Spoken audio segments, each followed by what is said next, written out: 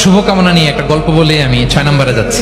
এক লোক মাগরিবের নামাজের আগে তার বন্ধুর জন্য দোয়া করতেছে, আল্লাহ আমার বন্ধুকে তুমি একটা সুন্দরী, রূপবতী, গুণবতী, নেককার, মুতিয়া, কানেতা, জামিলা, রায়া, একজন রূপবতী নেককার স্ত্রী দাও আল্লাহ। কতদিন ধরে তার বিয়েটা ঝুলে আছে, আল্লাহ তুমি ব্যবস্থা করে দাও, সুন্দরী নেককার আল্লাহওয়ালা।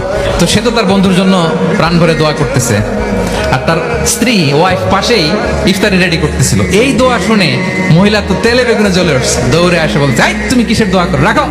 সে বেচারা মোনাজাতের মধ্যে তো ভরকে গেছে, ভয় বলে কি হইলো, আমি তো দোয়া করতেছি আমার বন্ধুর জন্য। তো মহিলা বলে, তুমি কি মনে করছো আমি হাদিসটা জানি না? অন্যের জন্য কোনো ভালো দোয়া করলে আগে যেটা নিজের জন্য কবুল হয়, তুমি মনে করছো আমি জানি না? তুমি ভাবছো হাদিস শুধু তুমি একা জানো, আমি জানি না? না, কি সব দোয়া করে এগুলা?